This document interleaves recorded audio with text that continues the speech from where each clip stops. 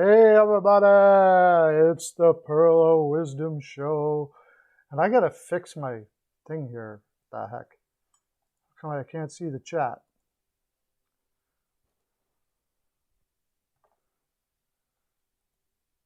No chat. No chat, but that's okay. Everybody? Okay, so yesterday we had an incredible day. We had Joe. We had Joe on.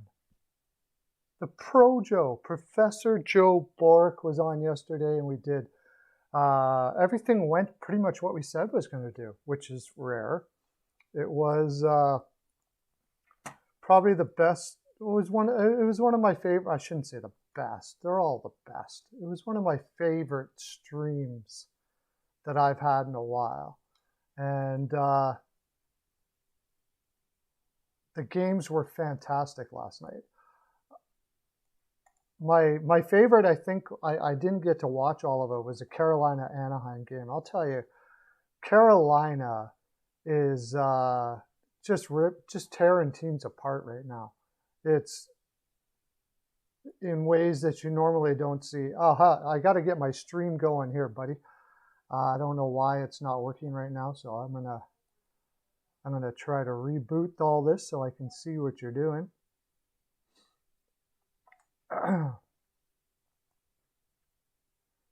YouTube.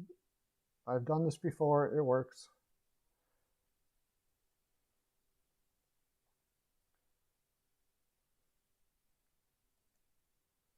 Oh, that's why.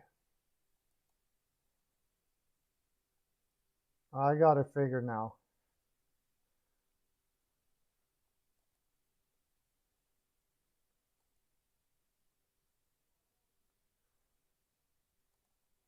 Go live.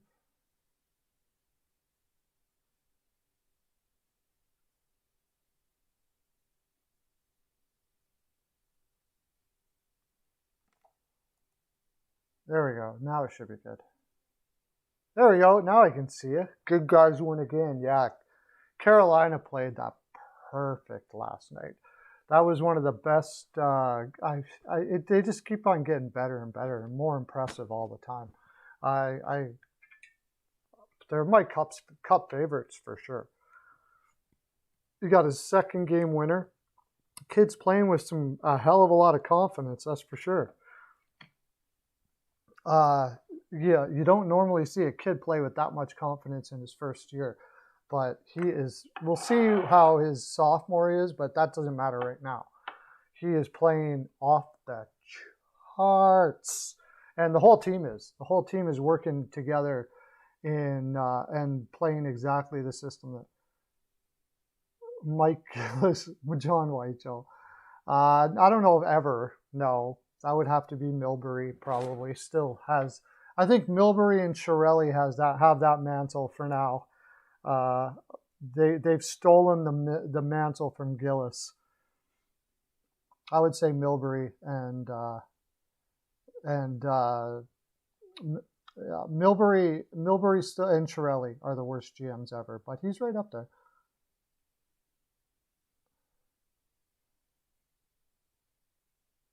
Nichus and Fiala. Oh yeah, they got to trade Fiala. I think he needs a new home.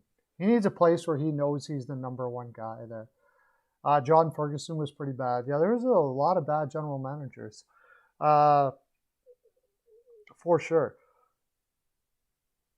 Yeah, Fiala's got to find a new home, I think. And I think he will. I don't think they're going to be able to sign him. I think that's kind of weighing on him a bit. I have a feeling he knows that this is his last year in Minnesota. Oh, Raymond, yeah. I didn't get to see much any of that Vegas game last night, but I gotta tell you, Vegas is still just keep moving on. Like this year, and not the Pittsburgh Penguins, but I think the Vegas Golden Knights are the next man up team. Everybody, they have so many injuries, but whoever they put in there, the system that's in place works. And I know you don't like to say that because you're not a big DeBoer fan, but he seems to be getting the best out of everybody they put in that lineup. It's they're doing surprisingly well for the lineup for what they're putting in there. I thought the biggest problem is they're going to have injuries and they don't have enough people to replace them. But they seem to be doing just fine. Let's take a look at the games last night.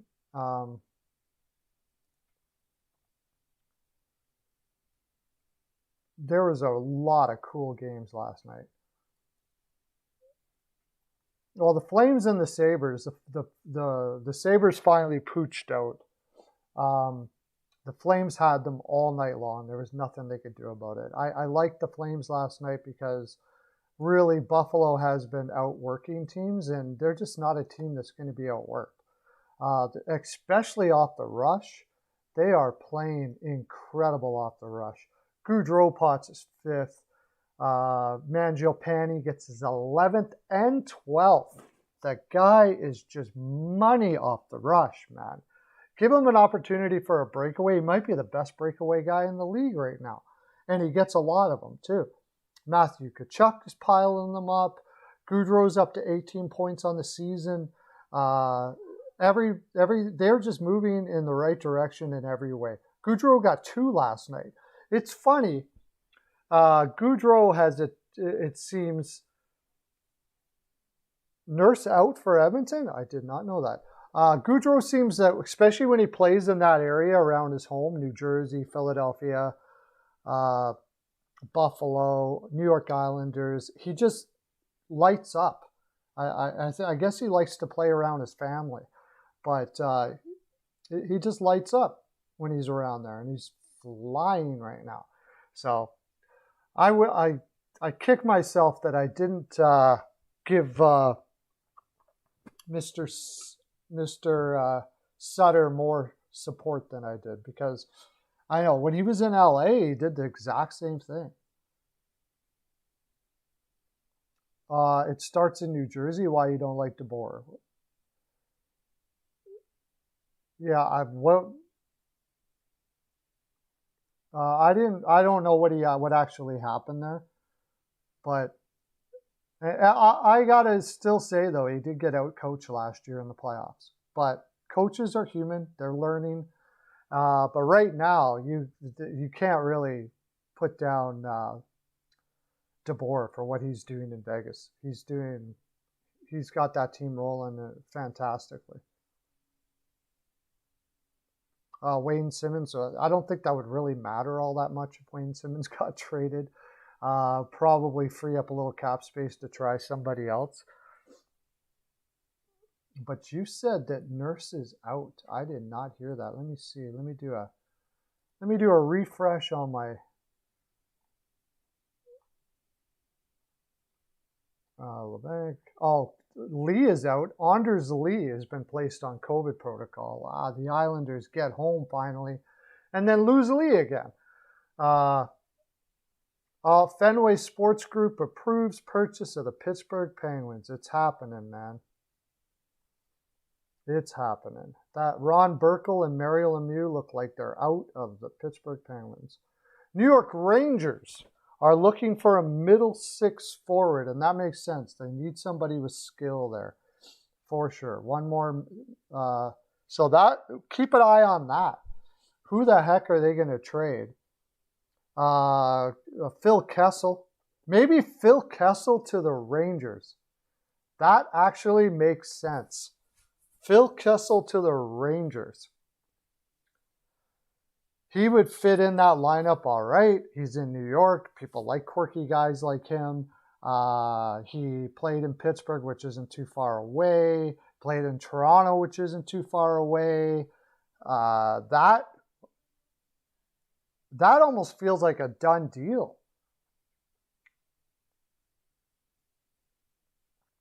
That almost feels like a done deal. That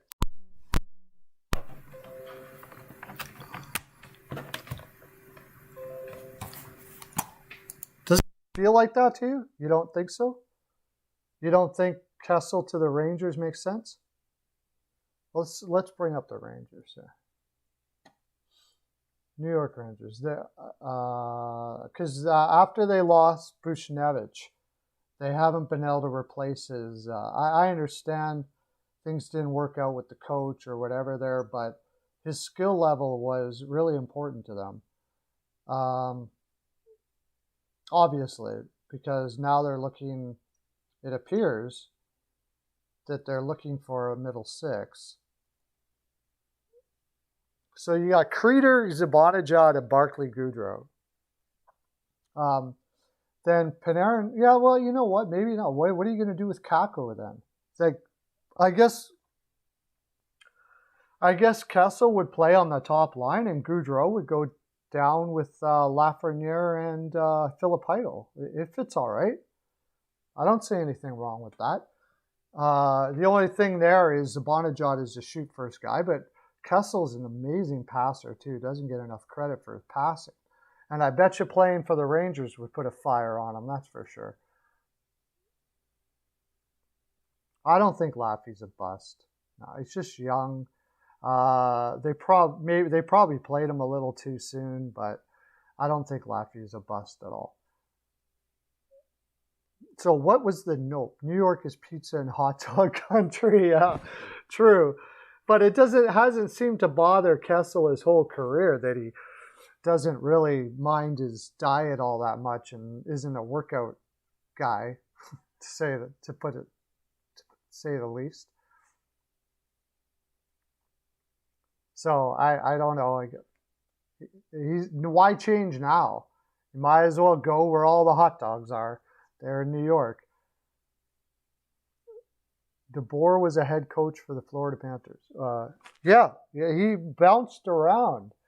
And I guess he was kind of learning on the go, sort of like Hines in Nashville. There was somebody else I was going to say. Oh, in Hackstall, Seattle's having a difficult time with that group. And I was just thinking about that. Like, that's another reason why I really think that they weren't planning on winning this year, anyways. Not that Hackstall isn't going to be a really good coach. It's just like DeBoer, like Hines, like guys like that. It's going to take a while for him to get his feet on the ground on what it means to be an NHL coach. And in Seattle, he's got that time, because if they miss the playoffs, some people were thinking that they might make the playoffs. I didn't think that they were going to be a playoff team, but it kind of gives you the impression that they were like, you know what, he's probably going to be a fantastic coach in the future. We realize that he's got a lot to learn right now, but this is the perfect place for him right now. So, yeah, that was a bad move. Peter Horachek was terrible in Toronto. Man, the Toronto Maple Leafs made a lot of bad moves.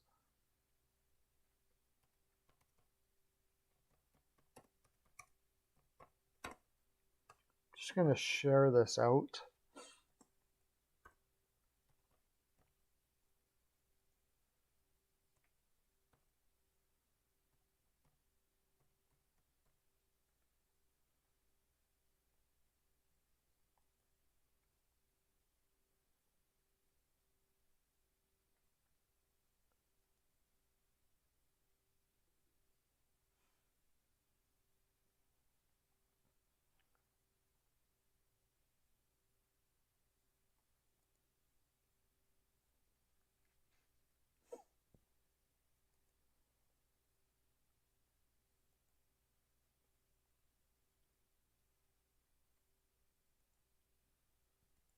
Bring you guys back there.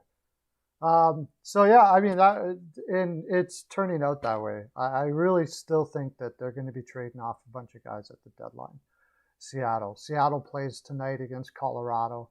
And by the way, I don't have my tie on because I wanted to be Frolic on Friday. I wanted to do the Frolic thing today.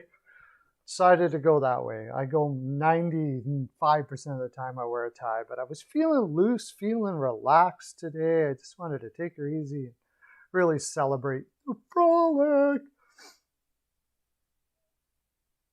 So anyways, I'll go back to the games last night.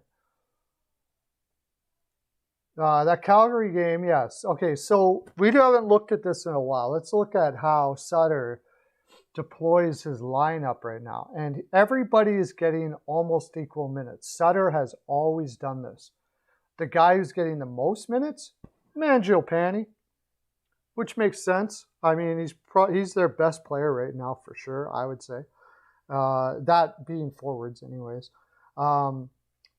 Even Pitlick's getting 13 minutes. He hasn't got that many minutes in a long time in the NHL. Coleman 15. Like, everybody is almost getting the exact amount of ice time. Even on defense, you've got Anderson, Tanev, Zadorov, all the Hannafin's, no, Anderson's getting the most and then Hannafin, but they're all within a minute of each other. So it's a total team effort in Calgary. And when he was in LA, he used to do that very same thing. I think he used to even say that ultimately things are working well on his team when everybody's playing the exact amount of minutes. So Skinner last night was back to being Skinner again. When Skinner goes up against a team that plays like Calgary does, he hides. He goes into the shadows hardcore. And he did last night as well. So he's still got a lot of work to do on becoming, a true leader and veteran of consistency, because he doesn't have that consistency at all. And poor Tokarski, after killing it in Pittsburgh, gets lit up last night by the Calgary Flames. Sutter was a bad GM. I think Sutter would even tell you. I remember actually I did an interview. They did an interview with him, and he said he was too emotionally involved. It was too difficult for him to watch. He wanted to go. He's a coach. He's a coach. He couldn't stand up in the stands and watch what was going on. He wanted to change things over.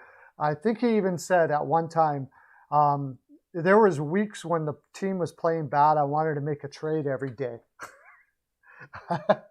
So it wasn't for him. He gave it a shot, but it wasn't for him. He's a coach, and he's a darn good one at that.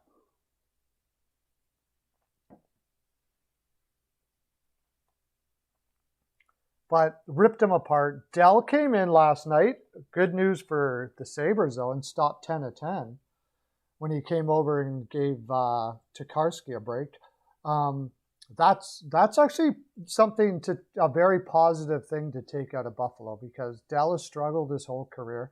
Any sign that he's going to be able to spell the goal, play well, is huge for the Buffalo Sabres in the situation they're in right now.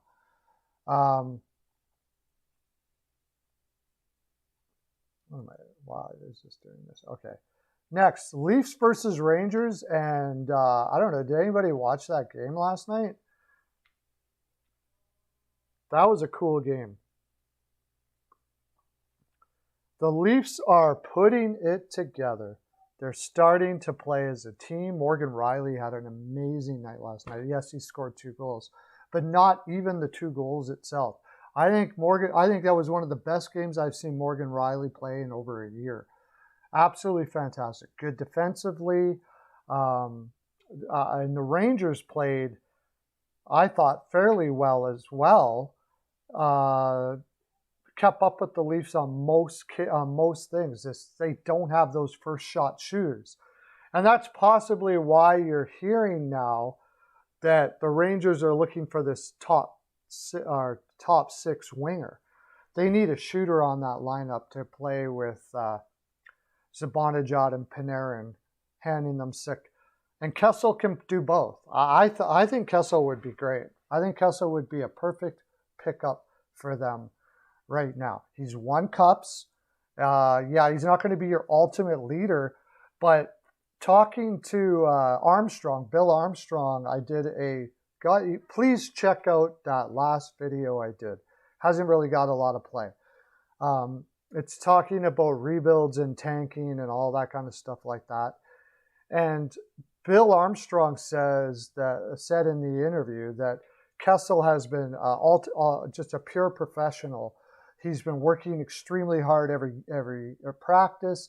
He hasn't complained or whined even a little bit. He's playing like he's going to stay there forever. And, Brian Burke said about Kessel that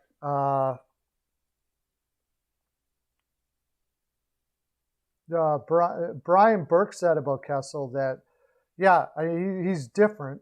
Brian Burke said, yeah, he's never really cared about the fans. That's true in the sense that, but when the guys in the room, he cared about an awful lot, and he gave everything he had every time he played. Now, could he have given more if he was in better shape and all that? Maybe, but he's great. He's a great guy in the room. He said there was never a problem with Phil when it came to his teammates and stuff like that. So I think it was a good spot for the Rangers. I think it's a good spot to do that.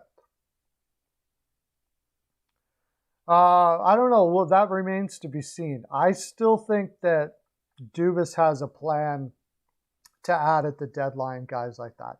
Danny Pearlo in the chat. How you doing, my friend? Thanks for coming in. We were just talking about, it says on Pro Hockey Rumors, which is a pretty good site, I find, for if you're going to talk about rumors. They have really good insiders. That Phil Kessel, or not Phil Kessel, it doesn't say that. It says that the Rangers are looking for a top 6 forward. And you saw in the title we were going to be talking about trades today, just getting to that point where it's a good idea to put your mind towards some of the trades that might happen. And everybody knows Phil Kessel is going to be gone. Like I said, I just did a video. I really am proud of that video. I think it's the kind of content I enjoy. Go check it out. It talks about tanking, and it talks about Bill Armstrong and him, and he mentions Phil Kessel there and how he's been very much a professional, even though it's quite clear that he's going to be traded. But I think this would be a great spot for Kessel to be able to possibly make a run for a cup. He probably might have a couple more years in him. He can be a leader for that young group, but still be competitive every night. I like it. The other one was Boston as well. I think Boston might be in on Phil Kessel. Who's on the trade block? Well, I mean, we're going to talk about the games last night, and Arizona is stopping their pouty fest that it seemed like they were having up until now. And they're going towards what seems like a really good direction. So although I think people will be traded, no doubt about it, I think there's more of a team atmosphere now where there's a lot of guys that don't want to be. So who will be, now that I just said all that wordy stuff that I tend to do? Well, let's look it up. That's a good question. Who would? Phil Kessel would be the top of the list. Phil Kessel is definitely going to be traded. It just doesn't work for his career right now to stay there. And so I think he will likely be traded. There's a lot of talk about Shane Gostisbehere being traded, but I'm not so sure. He's struggled now in his career up until now, and I have a feeling he's going to be begging them to stay there. I think this is a great place for him. He really gets along well with the coach, and he's doing some good things there. So I don't know. He may be, but it's possible he may have to be, no matter how much he wants to stay there, because Kyle Capobianco has been playing awesome, skating the puck out. I mean, I've always liked the guy. And I really always wondered why they weren't giving him more of a chance. But he's getting it now, and he's taking it and run with it. So since Gostisbehere is there, it's kind of holding him back for a higher spot in the lineup, which is probably something they would like to see him do. So as much as Shane Gostisbehere would like to stay there, I think he's probably going to be traded. He's at $4.5 million for another year or two. That's good enough.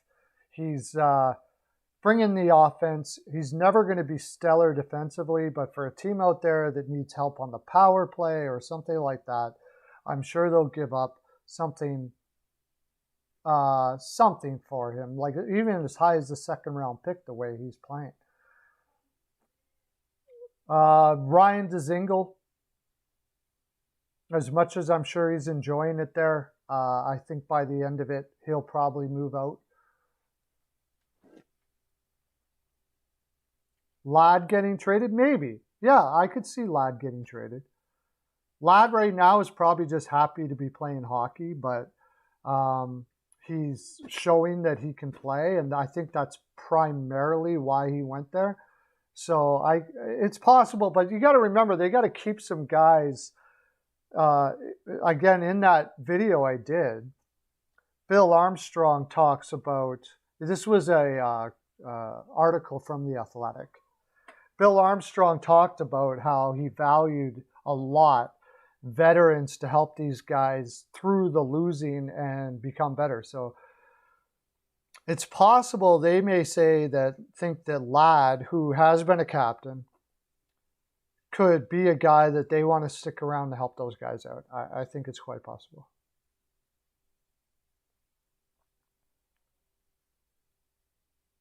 Ladd to the Jets, back to the Jets again. Yeah, they could use some help on their on their fourth line. Kings makes sense too. Yeah, that definitely makes sense. Mercer for sure. I think there's a lot of teams that would be looking at Ladd as long as he can play. He's got a very professional attitude. He's gone through a lot injury-wise and fought his way back, and you know, he's won cups. There's definitely value in that. Yeah, he used to play for the Jets. He played for Chicago and the Islanders. I believe those are the three places he played. That was unfortunate for him and the Islanders. They signed him to a really big contract after they let Okposo go to Buffalo. And then he was injured for most of his tenure there. But he's fought his way back. And that kind of character is highly regarded at deadline time when you're looking at, I could see the Colorado Avalanche as a possibility. They could really use some help on their bottom pairings by the looks of it. They have a lot of young guys there, and I think they could use some serious leadership next time going into the playoffs. So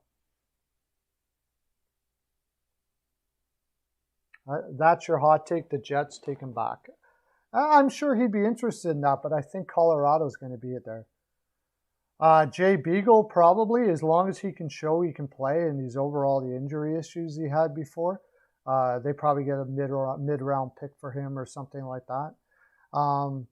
Besides that, you know what? I'll see if I can find that article because it was really good. It was an excellent article. I'll see if I can find it.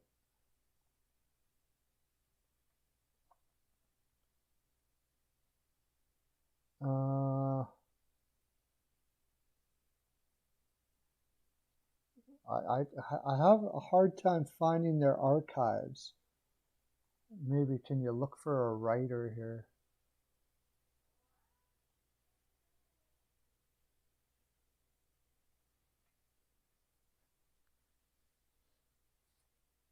No, I can't seem to find it anymore. You'll have to watch the video, I guess. But he mentioned some guys that even publicly that he didn't want to trade and that are their core. It was funny. The way he said it was, I brought these guys in to help the core. So they're not actually the core. The core, of course, was, I can look it up. I'm sure I'll remember what he said. It was like Keller. Keller was the core. Barrett Hayton was mentioned. Barrett Hayton, by the way, is playing like a guy unbelievable out there right now. He is playing with a confidence and with the intent that he hasn't played in the NHL this year. He's looking way past what I thought he was going to be this year. And against Columbus, he was definitely by far the best game I've ever watched him play. And he did so against St. Louis as well. But he mentioned Krause, Hayton, Keller, of course, Chychrun, And was there anybody else? I think that was the core there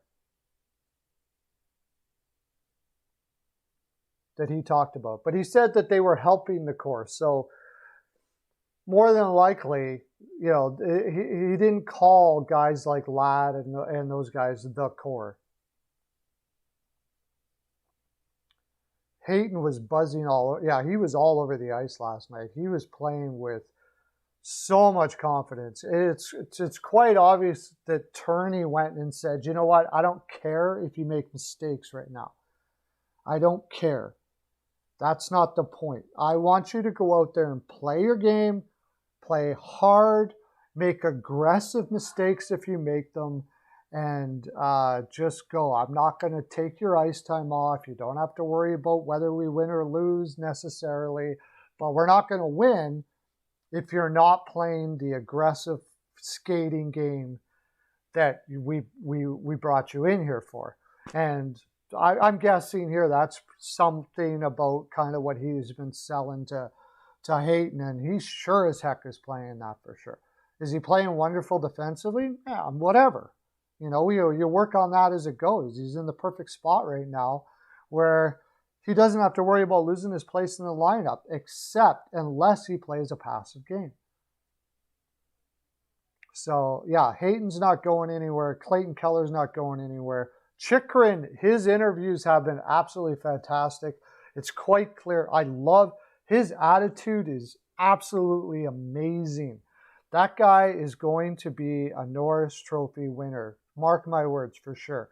He's going to win at least one Norris if he can wrestle it from Makar in the next 7 years, and the captain of that team. He's a joy to listen to in interviews, and you don't hear that too often. I didn't know, and it scared the crap out of me. I needed that game hardcore. I did the third period of the Edmonton Oilers game with, Lawson Crouse I think is staying. I think Lawson Crouse is staying there. He wants to stay. He's getting better and better. This Turney coach, man, I'm telling you, watch out. This guy is unbelievable. Where are they getting these amazing young coaches in the NHL like Granato and Turney coming up? And Makar, to me, is the best defenseman in the NHL besides maybe Hedman. That's to me.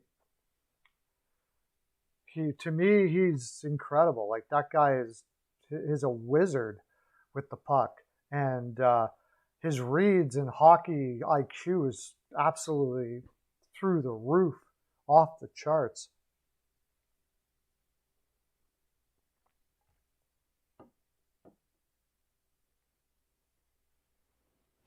Yeah, it's all about whether they think he can keep on being what he's being. And I think he can. The guy is big. He skates.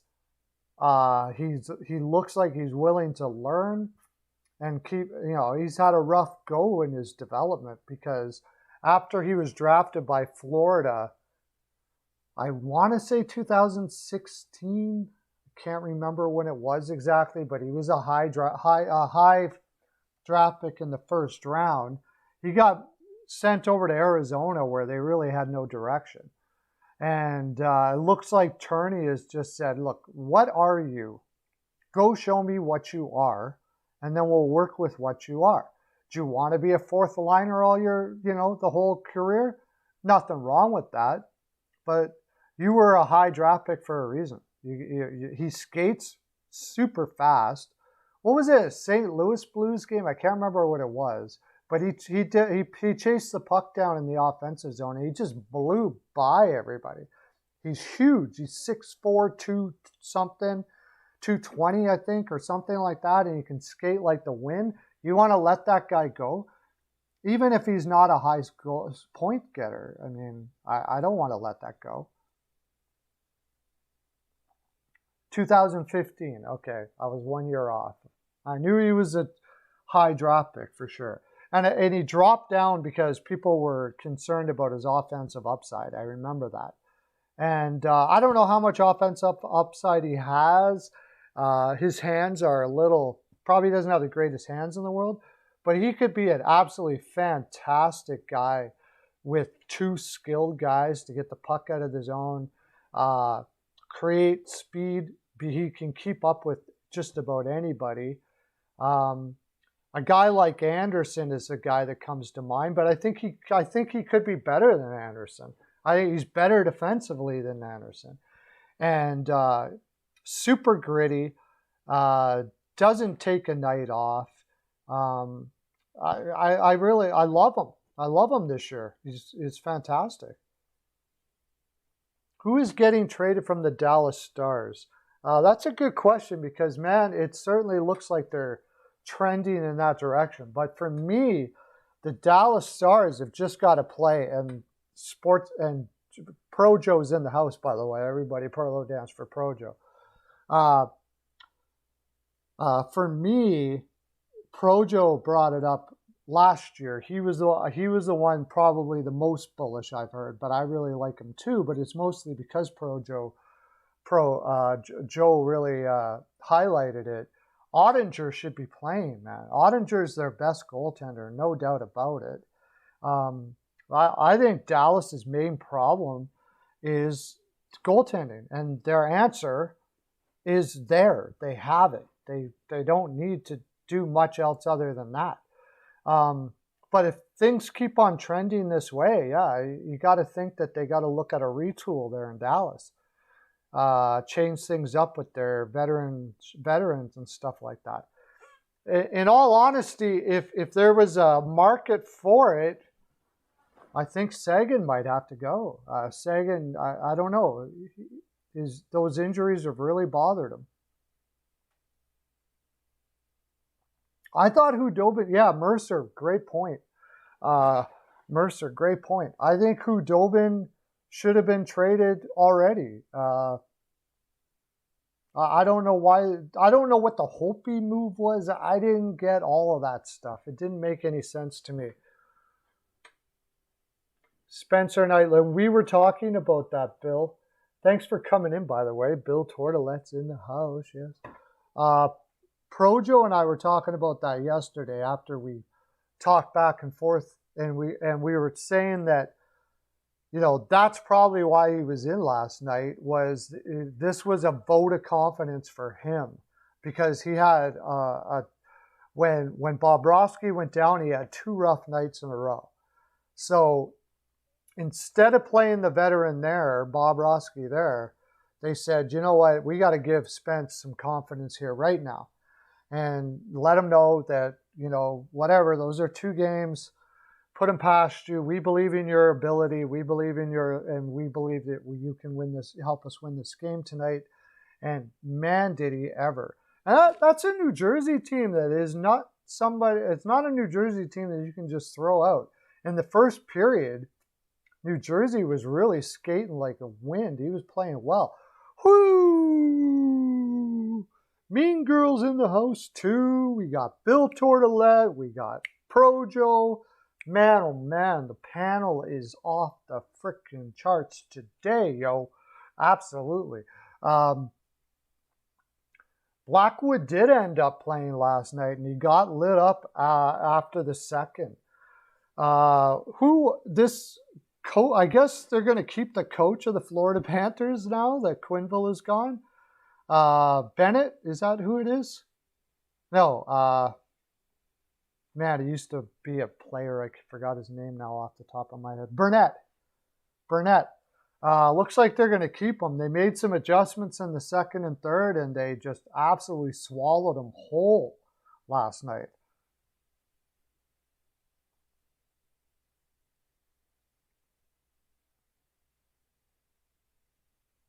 What did you say? What about tonight, Bill Tortolet?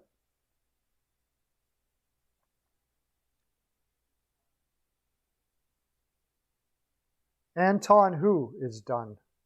Stroman? Oh, Stroman. I forgot about that. You got Stroman there too.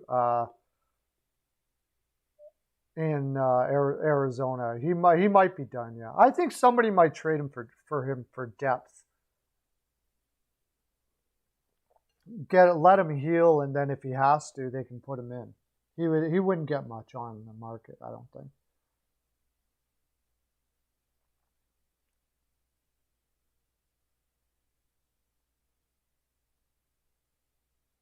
Jake Ottinger, yeah, definitely should be in.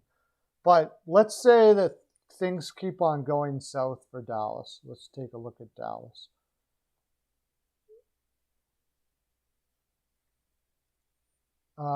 And who's going to get traded from Dallas? If things keep on going south for Dallas, they have some very difficult decisions, no doubt about it. Jamie Benn makes a lot of money, $9.5 million until 2025. He's been their captain. You start trading these guys away. Now you're saying we're rebuilding, right? Tyler Seguin only has 9 points in 15 games. Ropo Hintz has looked better and is probably the future. But again, both of those guys are making a crap load of money for a lot. Sagan's still making $10 million until 2027. I'd say they're in a little bit of trouble there. I don't think they will trade anybody away. I think they're just going to keep on trying it again. I don't, unless things completely fall off the rails, there probably won't be too much going on with Dallas here, because their ownership is obviously not about rebuild. And although if it keeps on going like this, I think they would be foolish to at least not take a look at what they can get for Radulov out there on the market. Does Radulov have a no movement clause? Probably. Yeah, he's got a ironclad no movement clause. So you're going to have to talk to teams and ask him where he wants to go and all that kind of stuff like that. Not fun. Maybe Joe Pavelski, give her a shot somewhere else, because this may be even his last year. Difficult times in Dallas for sure. Cooper Zadis. Is it Zadis? Is that how you say it? Welcome to the live, my friend. We're talking about trades and who's going to be traded and all that kind of stuff like that.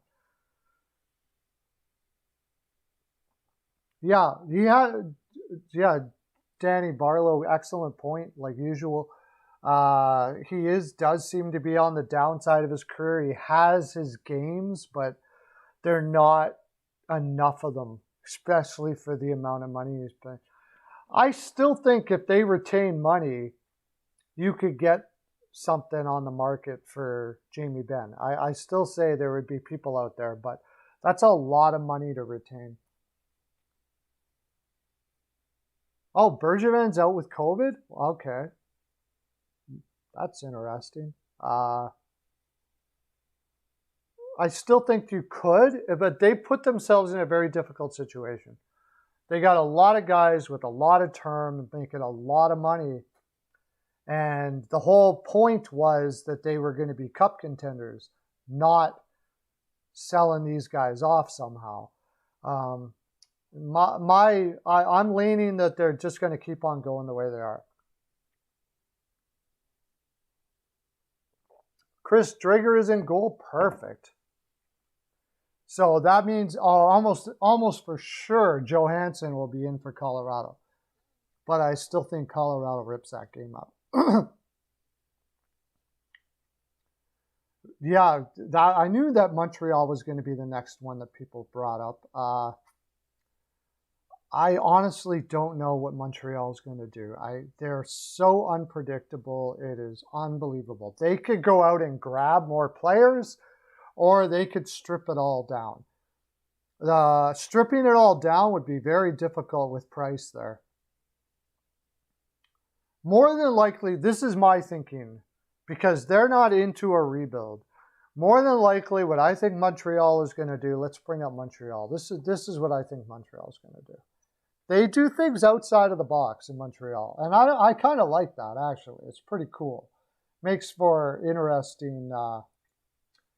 It makes for an interesting trade deadlines and stuff like that.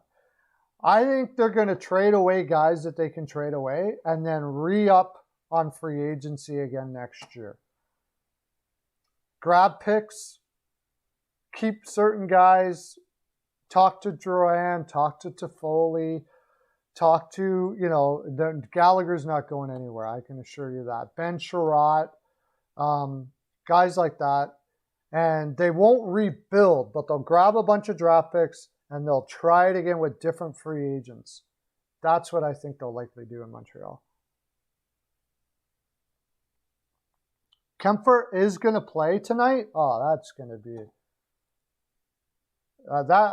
that's wow. I haven't updated my. Yeah, Kemper. It is too, Kemper. Watch out for Vancouver tonight, by the way. Got a feeling they might pull that out.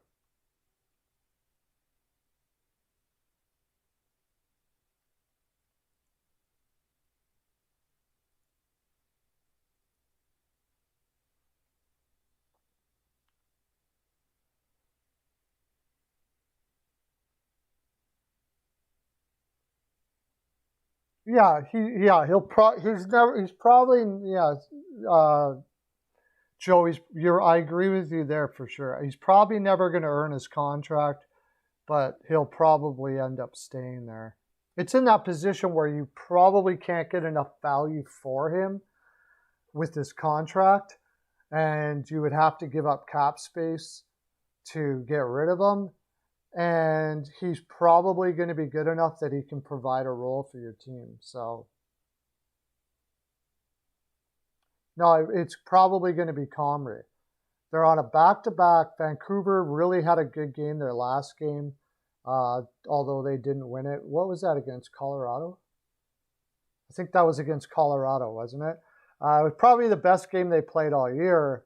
Or one of them, anyways, and it didn't come out as a win for them. I have a feeling they're going to play with that same intensity tonight. And Winnipeg just had a very tough game against the Oilers. Had to travel, 2-hour time difference. 1 hour. Is it 1 hour? 1 or 2? I think. I should know that. I'm in Canada. But anyways, there's a time change. And they did an article on The Athletic today talking about some of the things that they got to deal with on the road right now. And I think Winnipeg will give it a good go. Probably keep it close, but I have a feeling Vancouver's going to win that one tonight. Now, that being said, their defense can blow it for them any night. Any night, that defense can blow it for them. Yeah, it's almost assuredly going to be Eric Comrie tonight. And he's been average. So you got Demko against Comrie. A tired Winnipeg team playing against a Vancouver team that looks like at least they're trying to play for their coach, maybe keep his job. I think people really like Green there. And they know that his job is probably on the line. So this road trip is extremely important for them. Winnipeg, they don't want to lose this game either. Nobody ever wants to lose this game. But what's their record right now?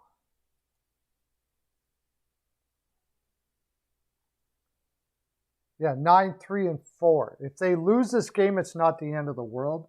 They can always tell themselves, it was a tough spot. So I'd say the Canucks should be more driven for this game, and they're at home. So I think it's possible they take that one.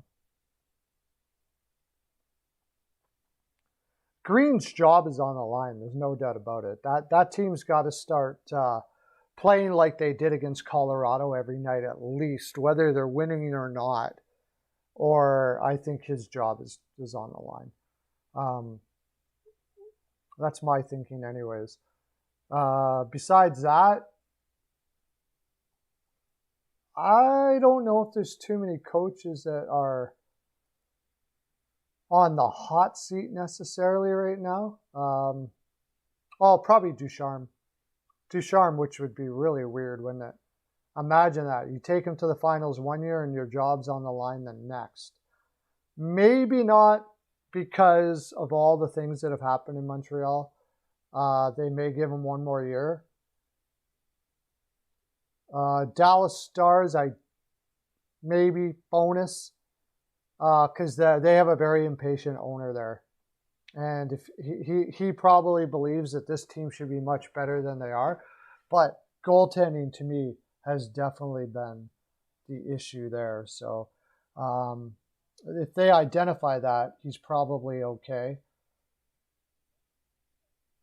Besides that, Arizona, San Jose, Seattle, the Rangers, no. Nashville, no. Columbus, no. Ottawa, no. Anaheim. Besides that, I would say nobody, really.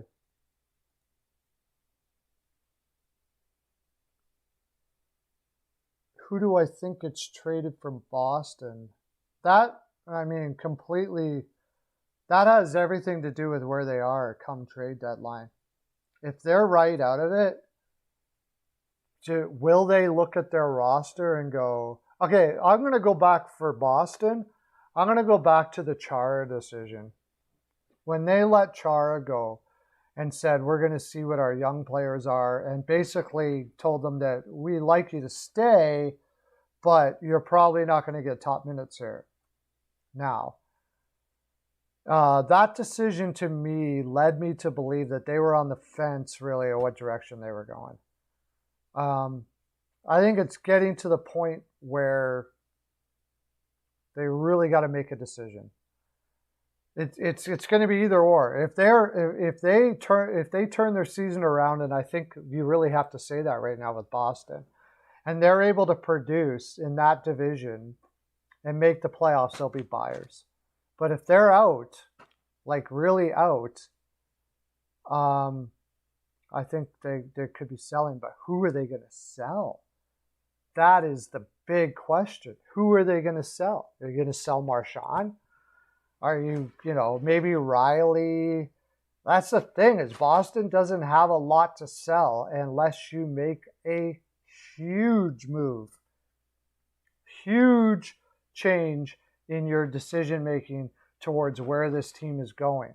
In which case, do we say Bergeron doesn't get another contract and they talk to him and say, you know what, I don't know. Bergeron leaving Boston seems sacrilege to me. It just seems like there's no way ever they would have Bergeron leave Boston. But in order to do a rebuild, he'd have to. A proper rebuild, I think he would have to. They could trade Smith. Are they going to trade Hall now? Did they give him a no-trade clause? Hall? I like to look at the indicators as to so the way they structured contracts and stuff like that. I'm going to bring up Hall here and see how his contract is structured. He's got a no movement clause, but he always has had a no movement clause. So, I'm sure he doesn't want to leave there right now. Nick Foligno, are you going to move him again? You're bringing all these veterans in that have families and are leaders, and you're just going to keep on moving them on and on and on. Jake DeBrusk has been on the trade market for a long time. Eric Holla, you could probably get something for him. But really, unless you're going to rip apart this team, you're not really rebuilding. Grzelcyk, they're almost stuck in a place where they have to get old and just get crappy and keep on getting draft picks and stuff like that. Almost like the way Chicago did it.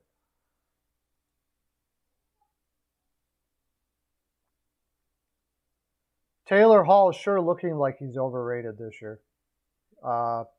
This was it. There was no excuses this year for Taylor Hall. And he hasn't really ponied up, has he? There's no excuses this year. Up until now, he's been on bad teams. Bad Edmonton Oilers team, Bad New Jersey team. He had an amazing year, and he put them on their back, and he won the MVP. But then he went to Arizona, didn't do much there. Went to Buffalo, didn't do what they were hoping he would be able to do with Eichel there. Goes to Boston, hypes it up that he's so happy to be there, says that he blocked all the trades because he wanted to go to Boston, and he goes there and he's meh. But that being said, he doesn't have a center to play with either. My inkling is that they're going to go out and get a center at the deadline and be the best that they can be this year. That's what I think is going to happen. I don't think you're going to see a sell-off. Maybe. Nick Ritchie? I don't know. Nick Ritchie is finding a little kind of a role there in Toronto. So it's hard to say. I think Toronto's going to definitely be buyers at the deadline. They're going to fill out that roster at the deadline and go for it. That's what I think Toronto's going to do. He pouts when it doesn't go his way. I agree. I don't know if his off-ice work ethic is poor, but he's got to put things behind him and just play, I would say. Rickett picks. Rickett is in the house. John from Rickett's Picks. Go check out his channel. He's got awesome. He does all sports. He's got picks for the whole land. He also has a Patreon too. You might want to get involved with that. This guy does not get enough credit. I sell him every time he comes on. I watch lots of other guys out there do what he does, and I think he's one of the best there is, and doesn't get enough credit for how he is. So I hype him up every time he comes in. Thanks for coming in, Rickett.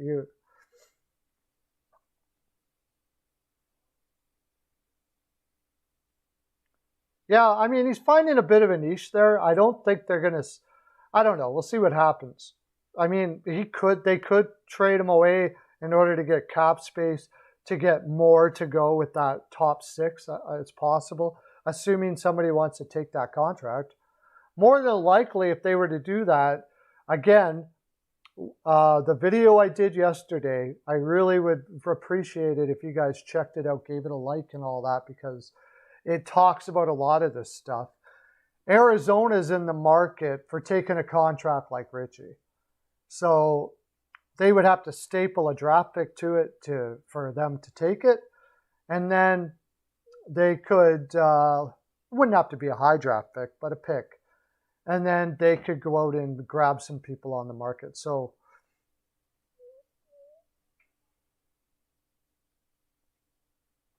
they do got to upgrade their defense for sure. Living the dream, yeah. So who would be on the market for a team like Toronto, say?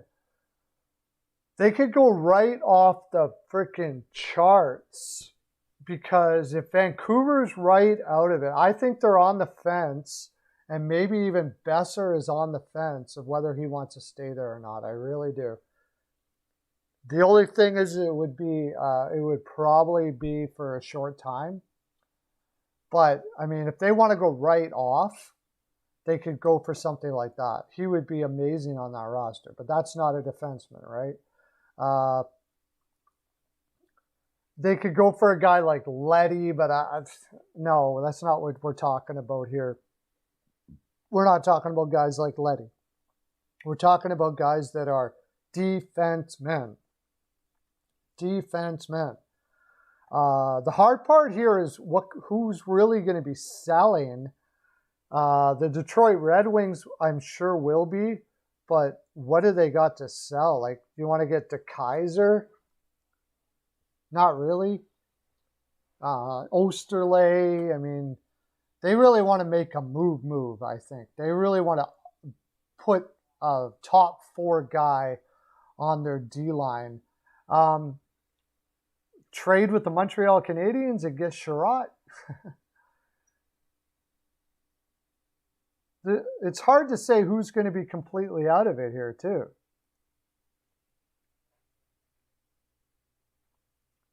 Oh, I don't even know how you do it, Rickett. I have a hard enough time just with the picks for hockey. CL's in the house. Woo! Welcome, CL.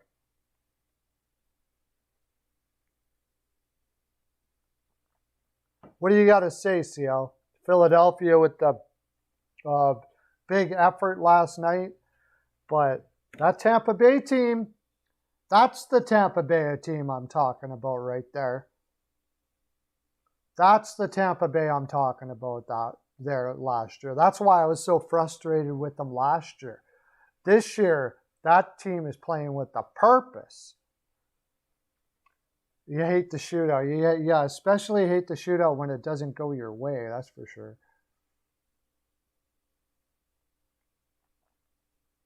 Wow.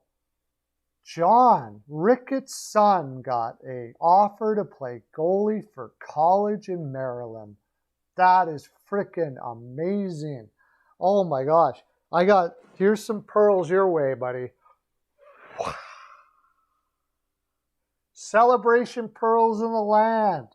That is awesome news, man. Incredible. G with 2 clutch goals, yeah. I like that Philadelphia team. I think talking about adding at the deadline, because we're talking about trading right now, I think Philadelphia is going to be in there like a dirty shirt come deadline time, man. They are going to be looking to upgrade big. I could even see them make a big splash. Getting just a little more offense in there would be perfect for them. I think just somebody that can really potter there. But the problem right now is there's not too many teams that like stand out that are going to be definite sellers besides Arizona. What about Phil Kessel to Philadelphia? The Kessel. Phil Kessel to Philadelphia. Huh? Got a shooter, got a passer, won cups. What about that? That makes some sense right there. I'll tell you, that would cause a bidding war because I think the Rangers might be in on that as well. The Chicago Blackhawks might be selling. There's no way they're going to get themselves out of this. But again, what do they sell? You're not selling Kubalik, I don't think. Maybe you can get, maybe if they think that, he's not really the shooter they always thought he was going to be there, you would do it. This new general manager said he had a different philosophy than the previous manager. There has been rumblings I've heard about Jonathan Toews. Do they have this conversation with Kane and Toews and say, hey, you know what? We're not hiding this anymore. We're just going to come out and say flat out that we don't think this team is good enough to compete for a cup, and we got to move things out here and change things around. What do you guys think about that? Yeah, Phil Kessel to the Oilers would be insane. I wouldn't even doubt that the Oilers are in on that.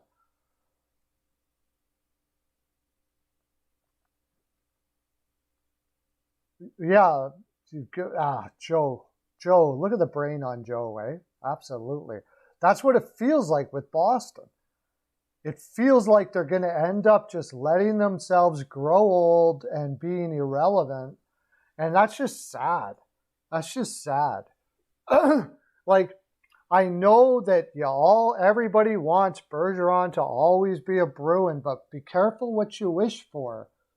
Because if that is the case, and you hold on to these guys now, it could be a really sad situation in Boston down the road. What about Marchand?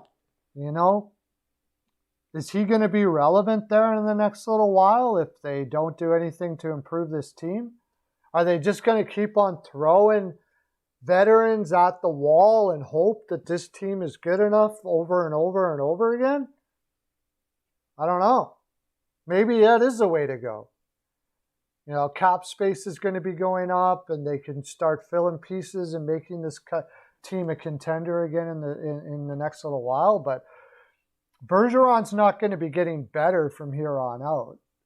Marchand probably will stay the same, and you always have Pasternak, but they need help, hardcore, if you're going to move forward with that team. I would say, for sure, right?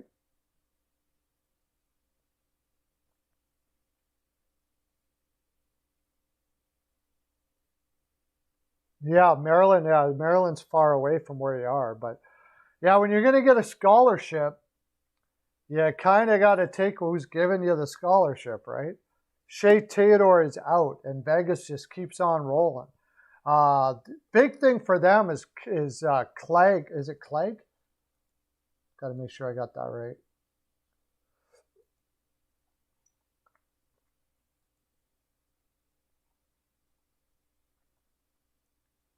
Oh, he's out too.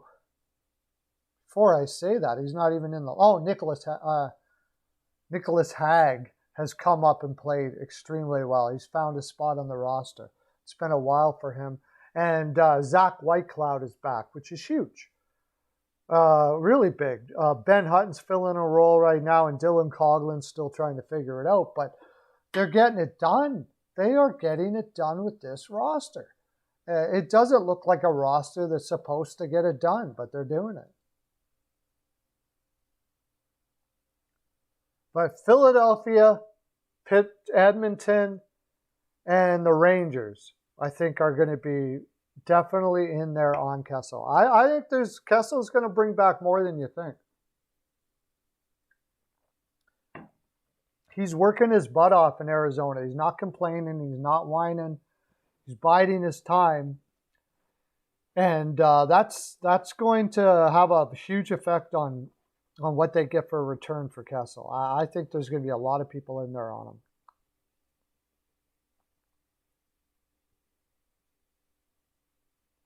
I think you'll be surprised by that, Daddy. I think the cap will go up more than you think. You got to remember, they got that huge contract from TNT, from the TNT network. And that plays a big role in what's going to happen here. And they know that they have to get the cap going up a little bit here because from everybody's perspective, certainly the union wants to see it. They want to see it happen. They want to see it happen. And there's that big TV contract is out there. And it's starting, COVID's starting to go away. Starting to fall off. You got what happened in Ottawa there. But right now, it's just killing the COVID. Just killing it. That's why people are asking, well, why are these guys still getting COVID? Well, they're carriers. They're not getting sick and stuff like that. But they're carriers. And the more you can kill off, let the body fight it through and get rid of it and build its immunity with the help of with the shots, the faster this is going to be over. And then, okay, back to hockey. Cap goes up. We start seeing real rosters again, and more excitement. The higher that when that cap goes up, it makes it more exciting. It makes it easier to trade. It makes free agency easier. All of those sort of things like that. And teams that have a lot of talent like Toronto, we can get to see those super teams that we want to see. And I hate to say this, Mr. Island, if we have any Islanders fans out there, that's not going to bode well for the Islanders. I don't think that Islanders' way of doing things is going to win off as the cap goes up and people can get more and more skill into their lineup to be able to beat that type of hockey. So hockey will be more fun, and that's what it's all about.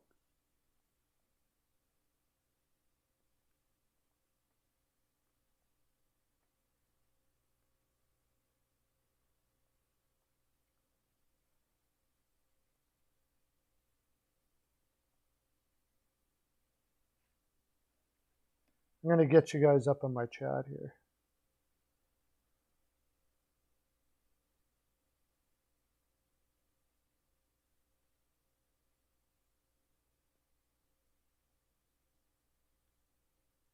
There we go. So, okay, players that could be traded. I got you up on my chat now, so we can frolic a little more. And I can see what you guys are saying as I do it. So we talked about a couple teams. Toronto's going to be looking for a defenseman. Montreal is going to have, I think Montreal is probably going to trade Sherratt and probably trade David Savard. David Savard hasn't had a great year. Did he have a no? I don't think he has a no trade clause. Ben Sherratt has a moderate no trade clause, 10-team no trade clause, so that won't be too difficult. Savard doesn't have a no trade clause at all, but he's there apparently for 4 years. Now, I don't know what kind of promises they might have made to these guys, but it doesn't make sense for them to be there. They're replaceable. Those are replaceable guys, and Sherratt's going to be a free agent next year. So I think they could look for other guys to fill in that defense spot, grab some picks for these guys. To Toronto, I mean, Montreal and Toronto trading for each other, but what do you guys think? Where do you think Sherratt or Savard might fit in on a team out there? As I'm talking, you guys can give your idea about where they could go. If the New Jersey Devils are in it, I could see them in there for one of those guys. The New Jersey Devils could still use some help on their depth. If they're not, they're going to be sellers. I don't know. I'm probably leaning to the fact that they won't be buyers, but it's a possibility. If the Rangers do get their top 6 guy that they're looking for, they can certainly use some depth. They need some veterans on their blue line. I could see them going for a Sherratt for sure. They love their big guys there. They love their big guys there in New York, and they don't need to re-sign him. They can get him as a rental and see how he works out and see how he fits in. I think the Abs will definitely be buyers. I don't think it would be for a defenseman. That would be more for depth at forward. And we'll look at some forwards as we go down here as teams that are definitely going to be sellers. We said the Chicago Blackhawks. Again, though, there was an inkling I heard somewhere that both Calgary and Colorado were talking to Chicago about Taves. Bringing that kind of leadership right now. I don't know how that trade would look like because he's got a long time on his contract. And I imagine they would be looking for them to retain. So Chicago's going to be one of the more interesting teams to see which direction they're going to go. And the thing is, Taves can control his fate because he's got an ironclad no movement clause. So, but Pittsburgh Penguins, if they keep going, they might, for the first time in a long time, think about selling some players. There's been you'll know what they're going to do in their future if Chris Letang is still there after the deadline. There is, I'm sure, a market for Chris Letang. Imagine Chris Letang in Toronto, or we just mentioned the Rangers. And I don't know why that doesn't seem likely to me that it would be the Rangers. But he could be out there. Older guys, maybe Matheson, maybe something like that. They would then have to sell off probably Brian Rust. I'm sure Colorado, Brian Rust is a UFA after this year. I would not doubt at all that Colorado would be on the phone talking madly with them, trying to get Brian Rust with how well he played with Crosby. How well would he play with McKinnon? And he brings in that playoff type game, can put up points, gives her every night. Great guy to acquire. And you could possibly re-sign him too, so they could work out a deal where, if we re-sign him, you get this and all of those sort of things like that. Brock McGinn would probably be out there. That was a lot of money.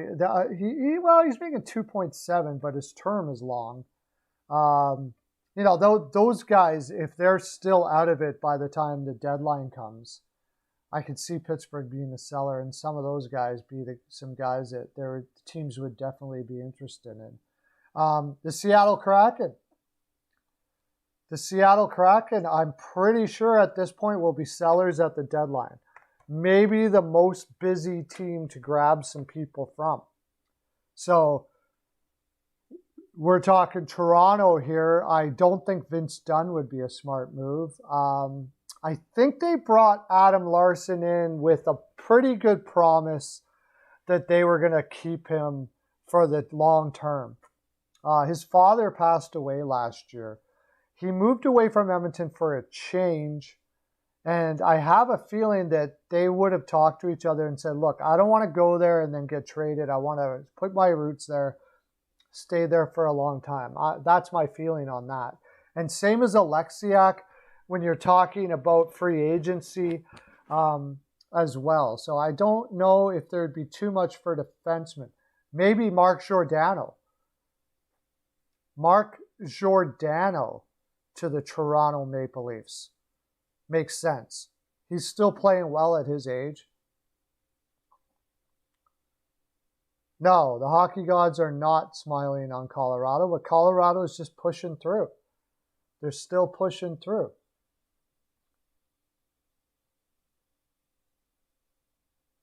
So Seattle would have a lot. And when you're talking about the Colorado Avalanche, you've got Jared McCann, Yarncroc, Eberle, probably not Schwartz. I think Schwartz they brought him in to be a veteran to stay there a long time. Tanev, bring Donskoy back. I doubt it. I don't think they would do that. But all of those guys could be players that the Colorado Avalanche would be interested in acquiring, and probably wouldn't be too unhappy to go there to get a chance to win a cup. Maybe even Yanni Gourde. I don't know. I have a feeling they're going to move out a lot of these guys, though.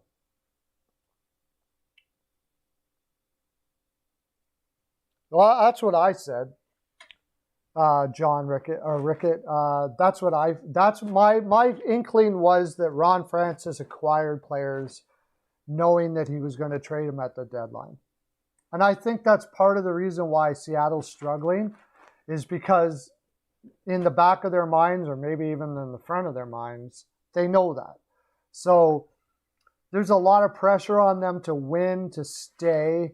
There's a lot of question marks in their family and everything. You got kids and stuff, and you come home and, you don't say anything to them, but you kind of look at them going, oh, man, they're building all these friends and everything, and I want to stay here. It makes it a very uncomfortable situation for winning.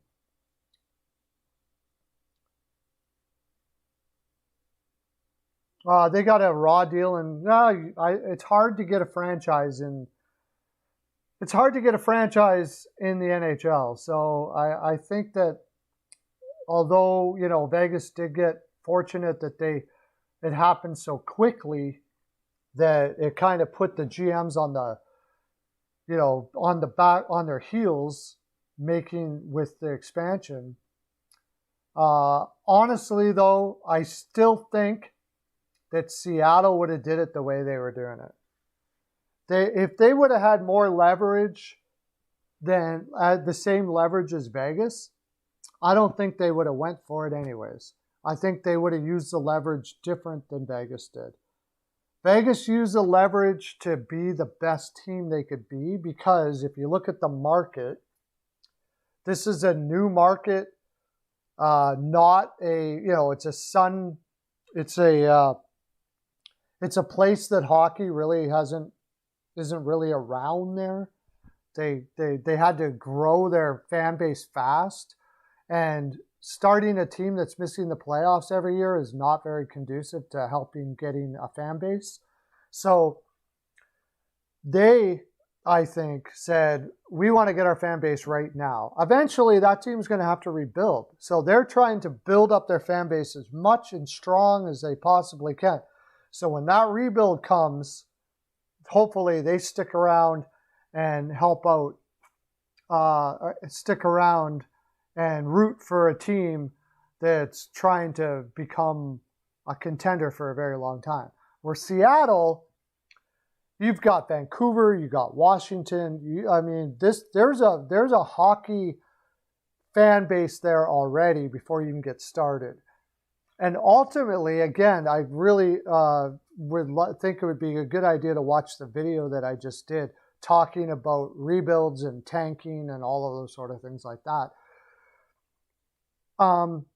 Ultimately, the best way to build a dynasty, and that's what Seattle will want to do, is through the draft. There's no doubt about it. So I think if they had more leverage, they would have definitely taken more picks. The difficulty for them was the only way that they were going to get picks at the time was to take players that had value for the deadline, and that's what they did. So they're going to get their picks, then they're going to grab free agents, do it all over again, build that team, build that team, build that team, build that team, build that team, and hopefully hit the right ones in the first round that they and build a dynasty there. I think that's what's going to be. Yeah, the Penguins tank job was pretty insane. That was a big tank job. The Buffalo one for hopefully McDavid and turned out Eichel was pretty huge too.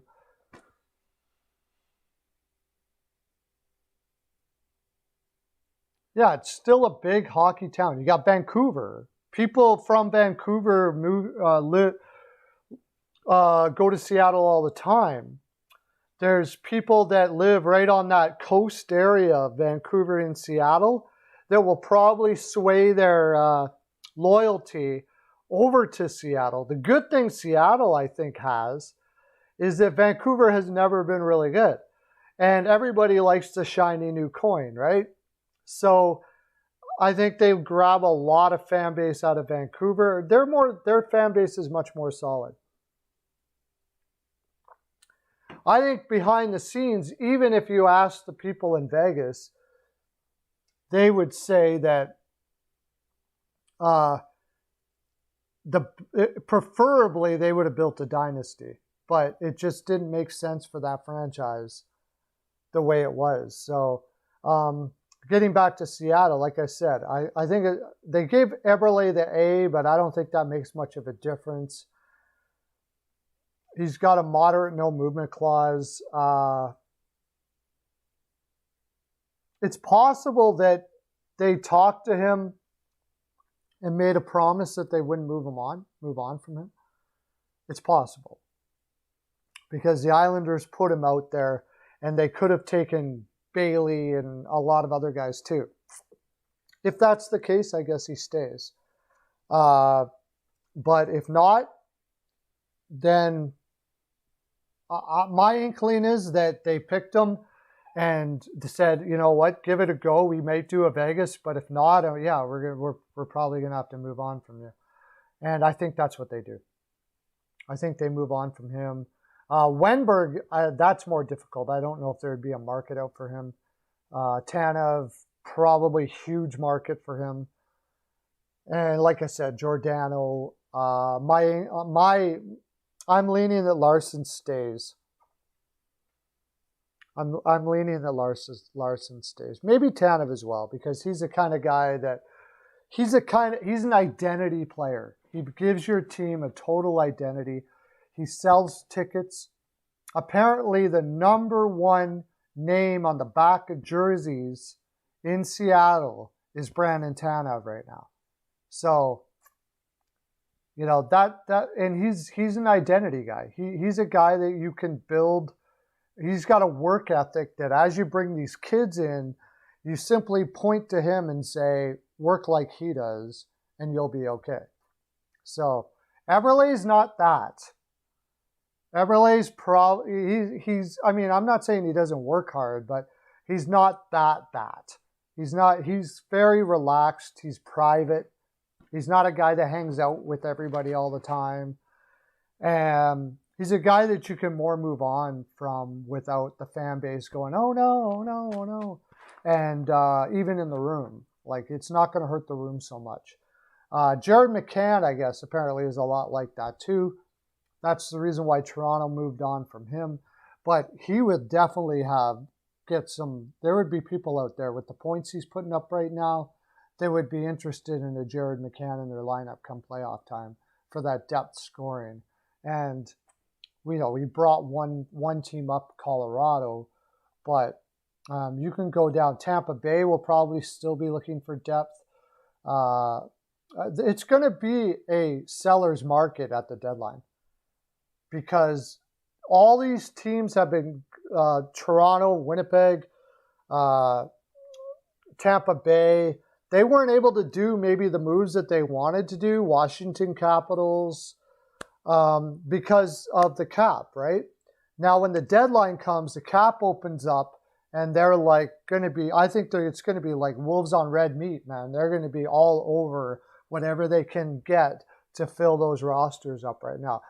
I think you're going to see some pretty high value for Washington here. And that's why I thought Francis did it that way, because he saw that in the future. Like this deadline, you're going to be able to get first-round picks for guys that you never would have got first-round picks before, especially in this draft, which doesn't look like it's like a crazy, crazy good draft as they right now. However, it's a little difficult because a lot of these guys didn't play that last year, and we're not really seeing the top of their game yet. But I think this draft, he's going to be able to pluck some first-round picks from guys that you normally wouldn't get first-round picks for. Wow, that's a lot of chatter. Ducks could be buyers. Yeah, isn't that amazing? The Anaheim Ducks, I think they'll be reserved buyers. I don't think they're going to go out there and get a Laine, but it's possible. It's possible because if they were going to go over the top, I think Laine would be their guy here.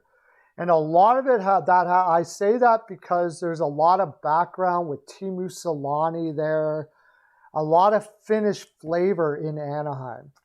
Like Teemu Selanne played there, and there's a lot of Finnish flavor there. They could go off the charts here if they're still crushing it. And not only that, Anaheim plays the type of game that Laine wants to play. So you got Ryan Getzlaf there. Put Laine in with Getzlaf, one of the sickest passers, still to this day, a killer playmaker at 36 years old. He's got 18 assists in 18 games. He can feed that to Laine over and over and over again. And you can throw you have Adam Henrique, Getzlaf, and Laine. The defensive Henrique to make up for Laine's lack of defense. The only thing that I would say that wouldn't happen is because of the way Troy Terry is playing this year. I don't think it would do well for him to bring in a guy from somewhere else after he's worked so hard to be where he is right now. 12 goals, 22 points in 17 games for Troy Terry. So I lean more that they stay kind of the way they are and just keep on building with this group. I think that's more likely.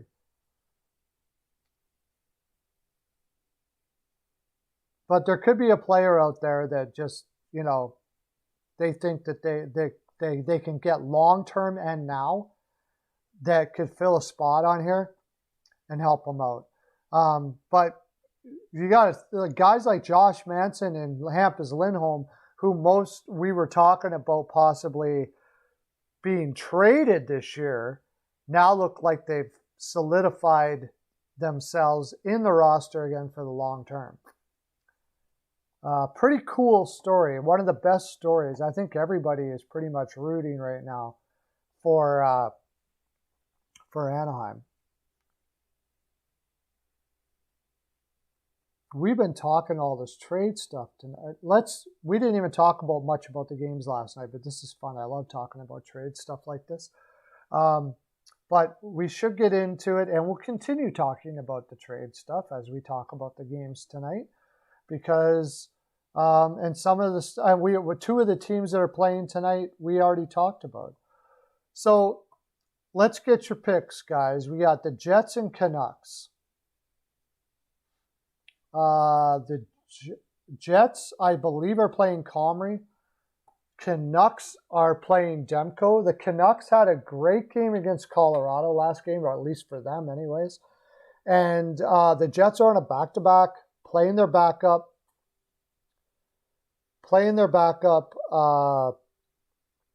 Went through a time zone, 2-hour time difference. I don't know. You got the Jets, Lauren? Kings likely to sell? Okay, keep on talking about it. Tell me who your pick is. I'll get into that. I don't think that they're going to be sellers. Maybe if they're right out of it, they'll sell the odd guy, but nobody too much. Jets. Everybody's on the Jets. I'm on Vancouver, but not heavy.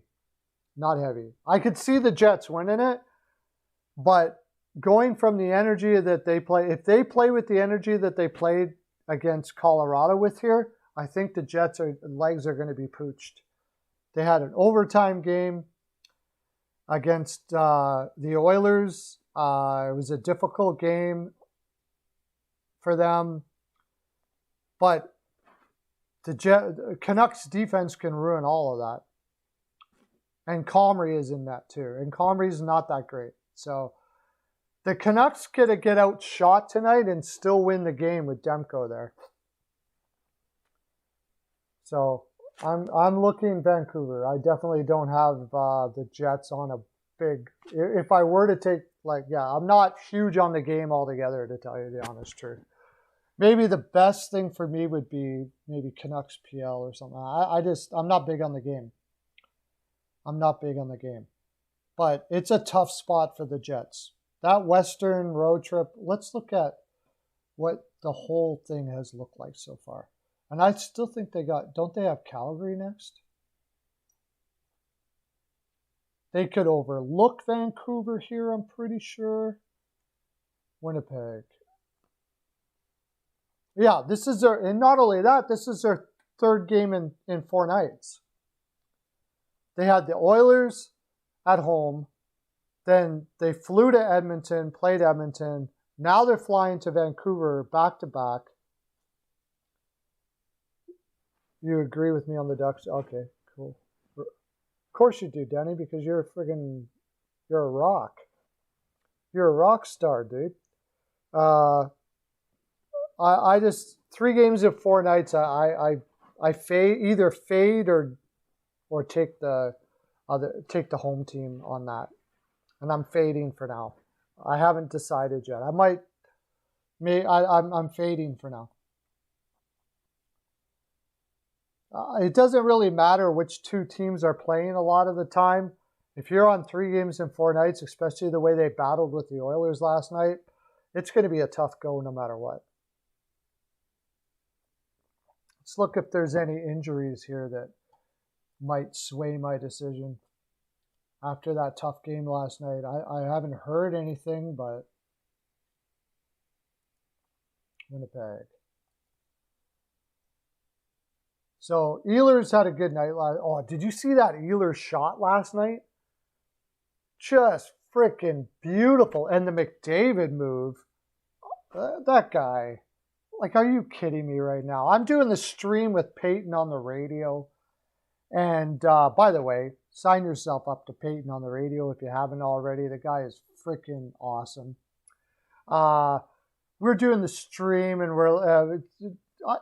Ehlers does that top hand corner, beautiful shot, like nothing the Oilers could do about it. Skinner played an amazing game. best game of his career by far.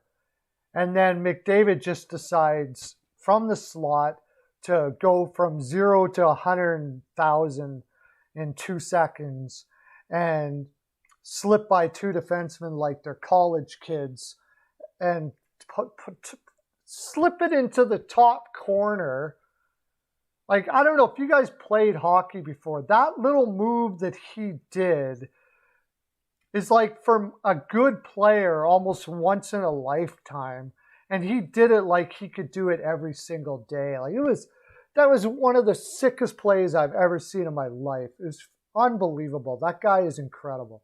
Anyways, it's a letdown game. They got to pick themselves back up after that loss to Edmonton. And their legs are tired. They don't need the win.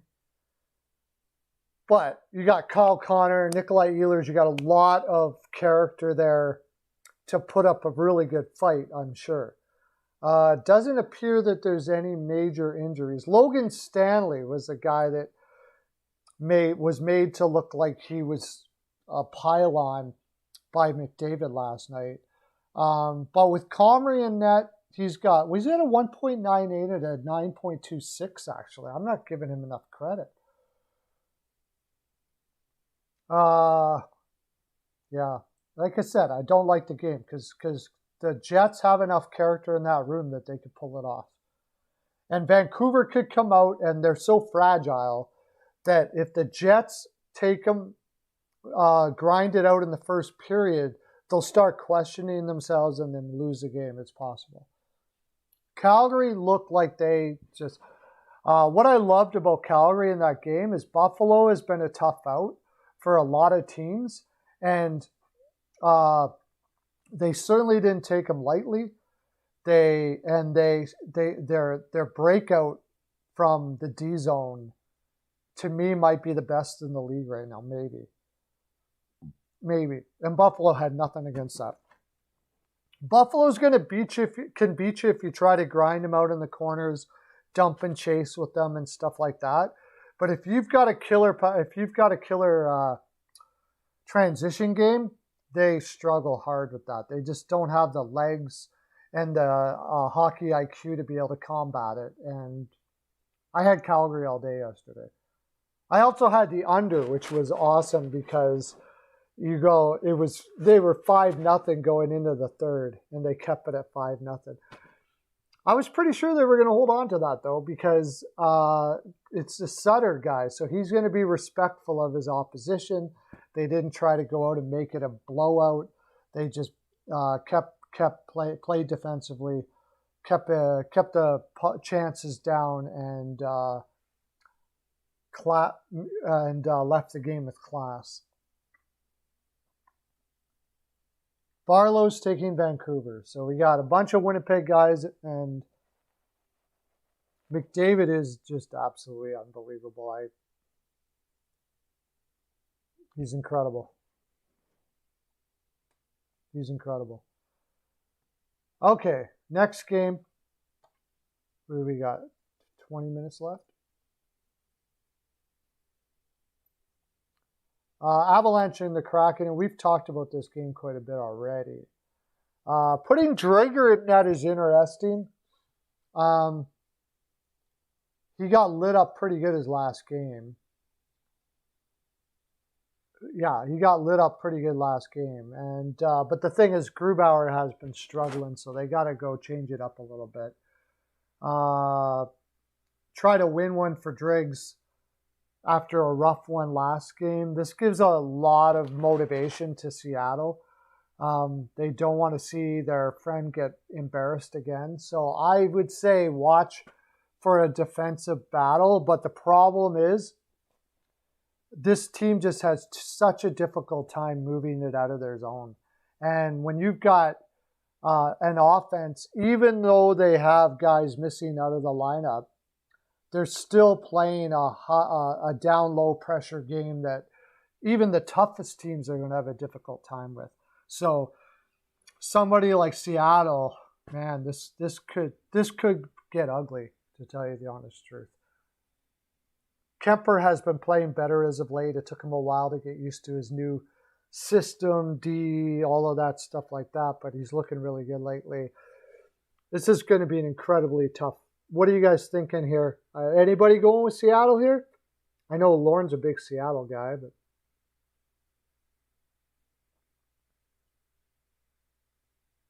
you're 7 wins, 1 loss. Wow. Danny Barlow, holy crap, nailing it. Nailing it.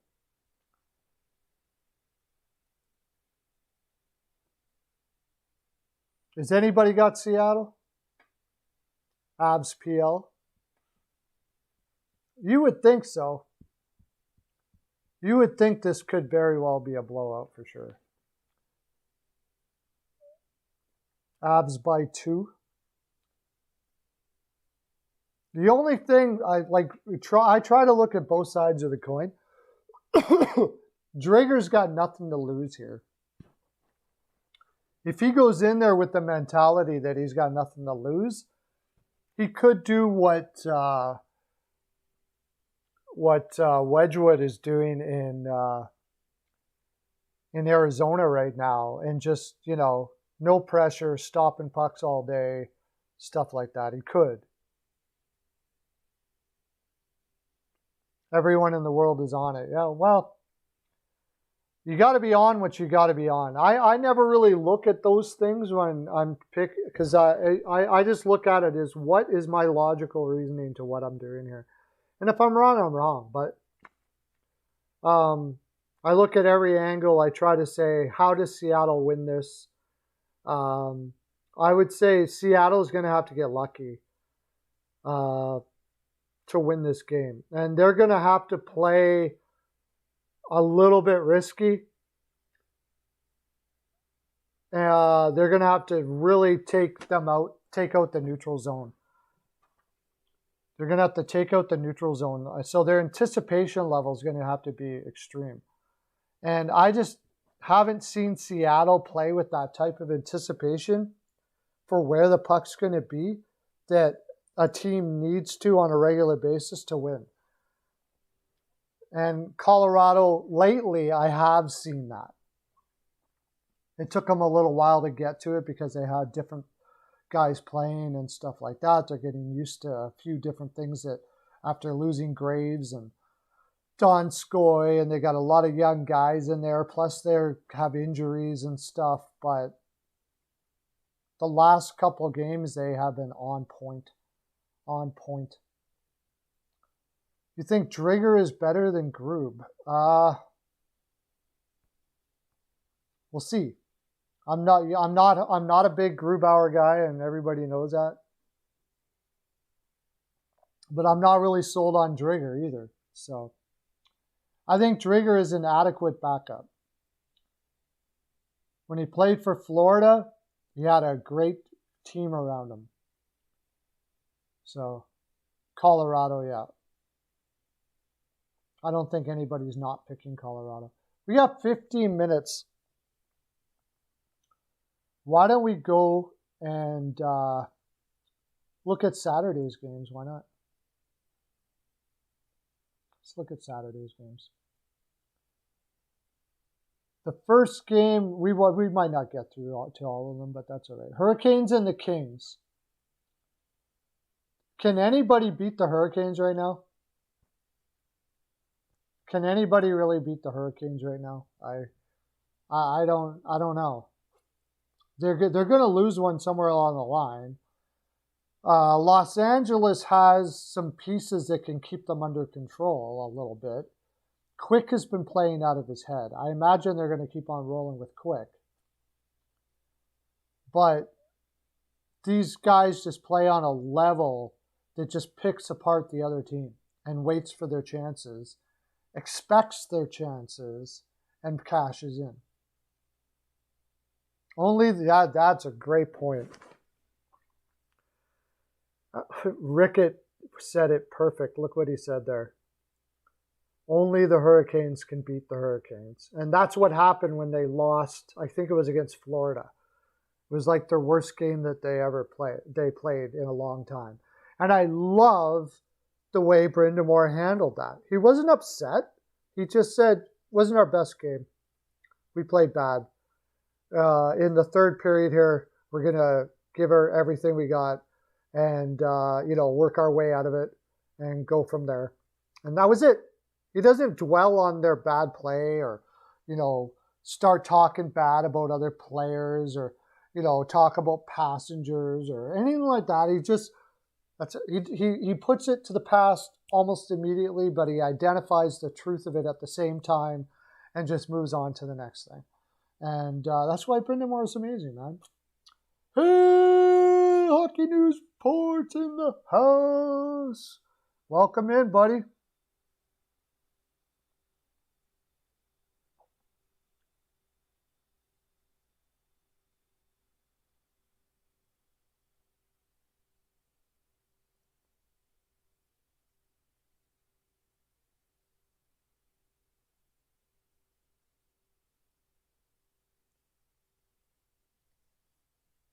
Bergevin got COVID. Yeah, so I hear.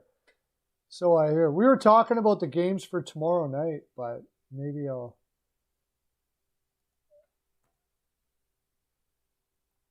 Rangers looking for a middle six forward. Darnell Nurse placed on injured reserve. Oh my gosh. 2 to 3 weeks. The only thing good about that is Bouchard's going to play a lot more. And they brought up Broberg. Broberg was brought up by the Oilers, by the way. So anyways, let's get to the next game. We got 10 minutes. So talk about whatever you want, Hockey News Reports. Bergevin is on Lightning versus the Devils. As much as I like the Devils team, I like the direction they're going. I think the Lightning, it's a day game, so it can go to the Devils here. The only thing I will say about this game, as we've seen it a million times before, this is actually, to me, a really important game for the Lightning. Because over and over and over again last year, they played down to their competition.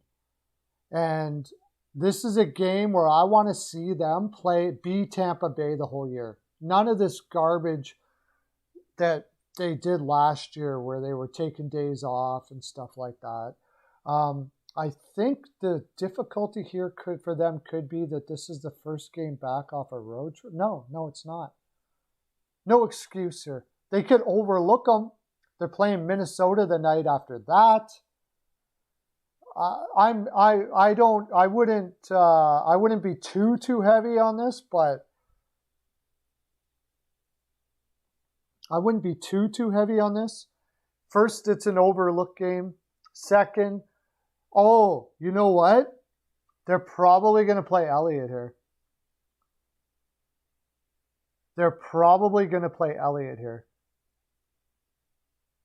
Watch out for that. Elliott has been awful ever since he got in there. Now, he's had more time to practice with the team and get to know their system and stuff like that, so that could be better.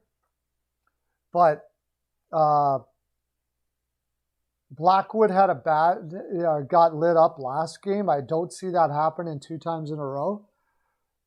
This could be a Jersey spot here, man. I could see it. This could be a spot for New Jersey.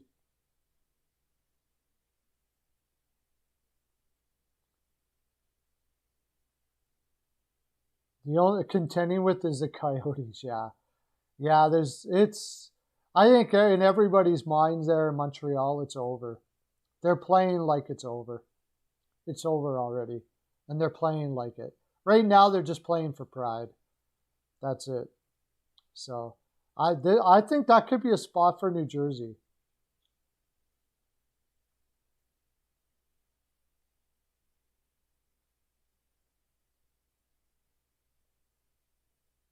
The Florida rink will be empty tomorrow against the Wild.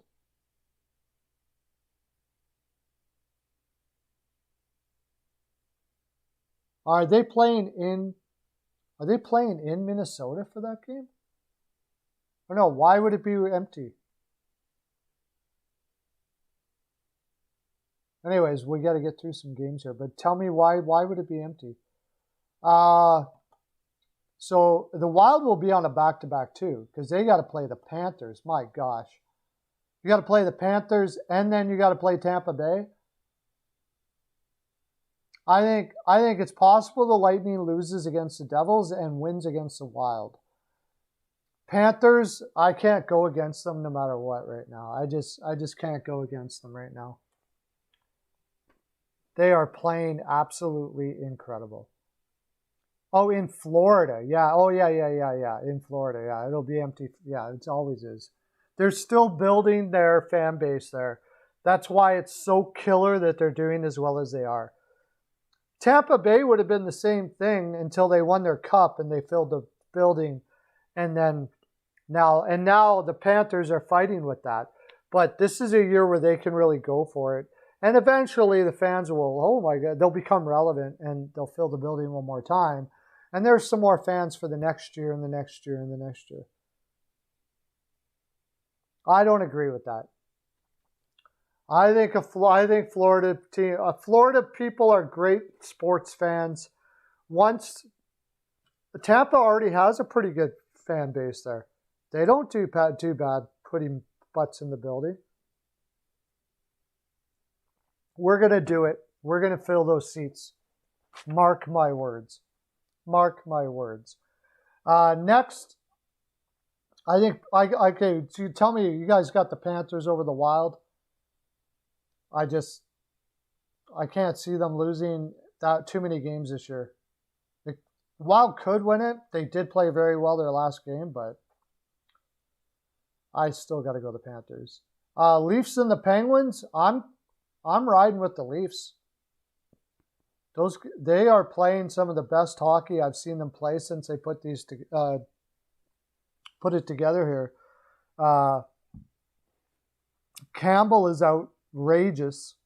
Campbell is playing absolutely outrageous. Jari is not. It just feels like the Leafs all day there.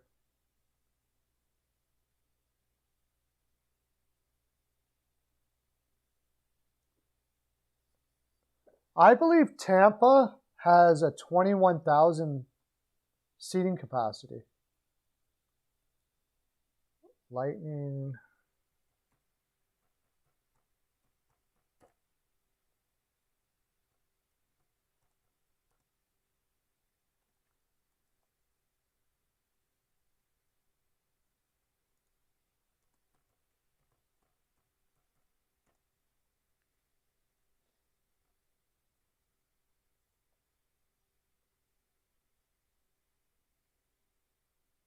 $18,600. That ain't bad. Yeah, $18,600. That's not too bad. They fill it. I think you're underestimating that market there. The Panthers, on the other hand, struggle, but Tampa hasn't been doing too bad. Stamkos and guys like that have helped that market along pretty well. Anybody not, tell me what you got in there. I got to keep on going through these, so put it down. Predators and Canadians, I can't take the Canadians ever about anything. I'm sorry, I just can't. The Predators have probably been on a road for a while, but chalk me up for an under and Predators on that one.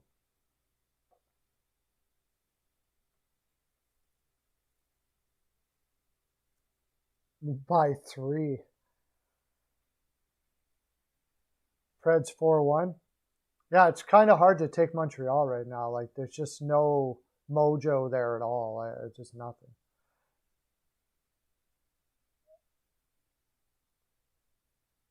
Minnesota, yeah, Barlow's a Minnesota fan.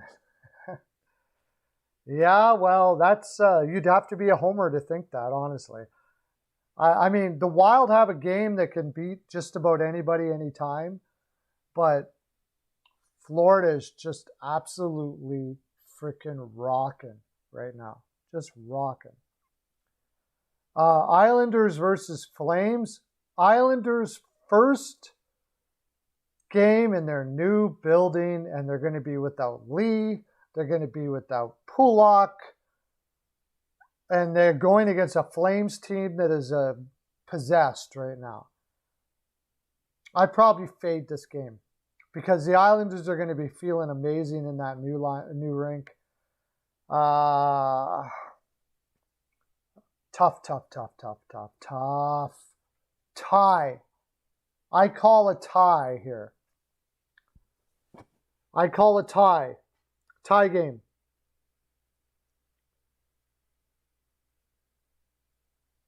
Sorokin and Varlamov have not been playing well. I mean,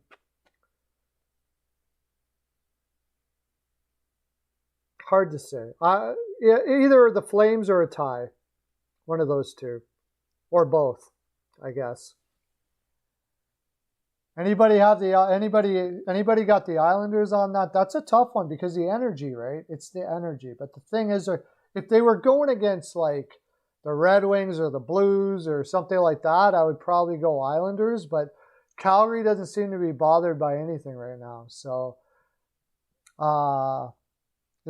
that's a tough game. Next one, Bruins versus Flyers.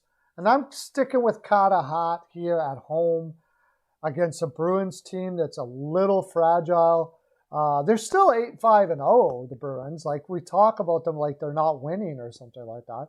They are putting up wins. It's just that the wins mostly have come with let me see, they've kind of eaten up the easier teams, I believe. I want to take a look here.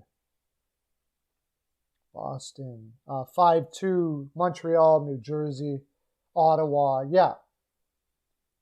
The only real tough win they had was against Florida. And Florida was on a back-to-back, and Spencer Knight had a shaky night. Besides that, they've been losing to anyone that's good over and over and over again. And Philadelphia is good. So chalk me up for Philadelphia on that one. What do you guys think about that?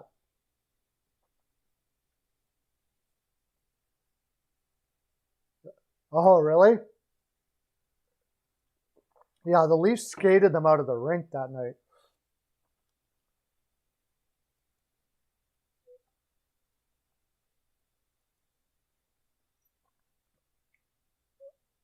Got to plow through the rest of these. I'll go a little long. Wings versus Coyotes. I fade. I totally fade that game. Under. I think. Coyotes are playing with some mojo right now. I don't think I touch that game. Boston 4-2 for Swerve. Wow. You're just mad at Philly for doing that, so you're going to take Boston. That sounds like you're picking out of emotion there, Swervy. 3-2 overtime. Oh, for the Coyotes and Wings? Yeah, picking out of emotion. Yeah. That sounds like a tie, yeah. Yeah, if you're going to play a tie, you got an East team playing a West team. Wedgwood will be in again, I imagine. Nedeljkovic will probably play. That feels like a tie. Yeah. Take the Coyotes at home the way they're playing right now, though. Will the Red Wings underestimate the Coyotes? I don't think so. Not after what they've seen the last two games. Picking Calgary? Okay. That's a good pick, I think. Blues versus Stars. I got to take the Blues. Not really big on taking road teams right now, but I have no faith in the Stars. If Ottinger's in net, I may go Stars here, but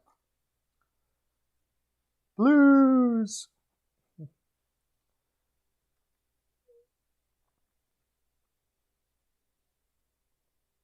I got to go Blues. Binnington is either... I don't... Do I fade this game? Nah. Blues got embarrassed in Arizona, and they bounced back really well with San Jose. Now they're going against a Dallas Stars team. They should be smelling blood here. And I think the Stars are really not really having difficult times with their manpower. I don't think Sagan's all there, and their goaltending is poopy. I just can't take a team with bad goaltending. 4-1 Blues. Blue Jack. And remember this. I want to say this as well. Everything I'm saying here can change tomorrow. This is early. Like, I got to get a lot more statistics and all that kind of stuff like that before I'm really going to say, like, if you're taking these as my picks that I did, probably not wise. Because I changed my mind quite a bit. Blue Jackets, Golden Knights.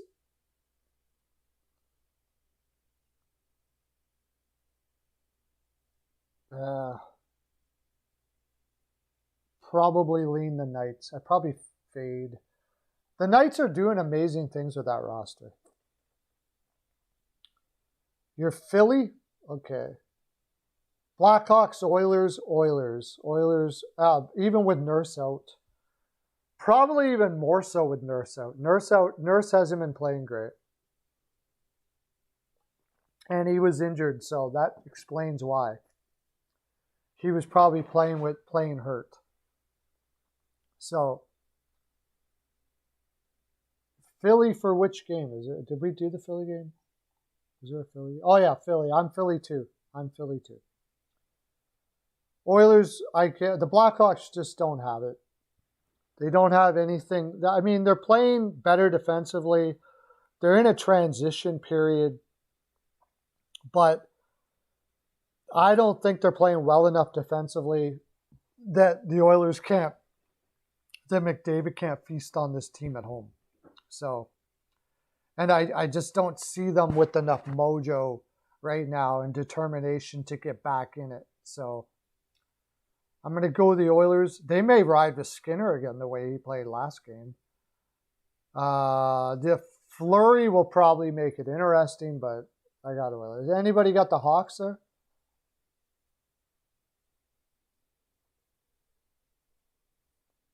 Sharks versus Capitals. I'm going Capitals. I just love the way they're playing right now. The Sharks came in with some good energy. They can burn some teams if you're not, if you're taking them lightly at all.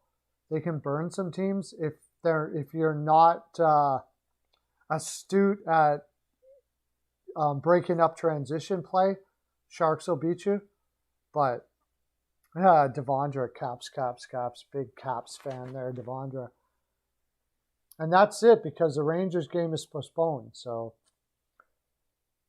we got them all in. And we're going to have an amazing weekend, aren't we? Hockey.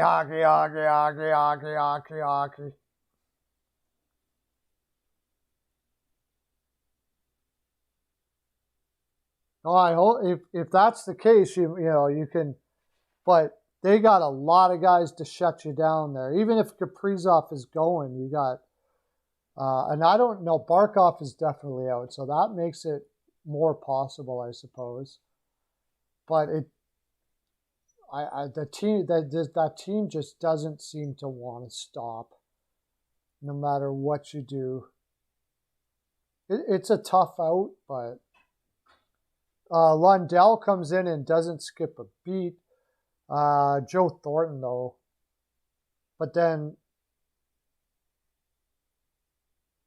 yeah. And Minnesota's had iffy goaltending, too. Oh, Jackets and Knights tomorrow? Nice. Okay, boys and girls, that's my full 42. I'm going to see you guys on Monday. It's weekend time. I'm going to watch a crap ton of hockey. We're going to talk about all the goings on the weekend on Monday. Tell your friends. Get this. Fridays are light. There's guys out there that need to step it up a little bit. We need next man up. here. Got to get puck in deep, grind it out on Fridays, bring this up to 20 concurrents next week. We're going to have 20 people in this chat. And that's just a start because we're going to 100. Thanks for coming in, though, guys. Yeah, I appreciate all of you. You are all amazing that you come in and take your time to watch this. I love you for that. Steel Flyers All Sports Network. Don't forget, go check it out. Steel Flyers, it's the best. There, I said it. If you like all sports all the time, you'll like Steel Flyers All Sports Network. Be watching. I might jump on a stream. And don't forget that video. It's really good. I think you'll really like it, that I put out yesterday about tanking and all that stuff like that. Give it a watch for me. Thanks for your support. Have a great day, everybody. Lots of love to you. Oh, don't forget, Off the Wall Hockey tonight. His show is on Steel Flyers All Sports Network. Off the Wall Hockey tonight with Steel. It's great. They talk about the whole week. They do their stars of the week. They do their game picks. They do all kinds of stuff. It's really fun to watch. Take a gander at that too. Have a great day, everybody. Lots of love to you. Okay, bye.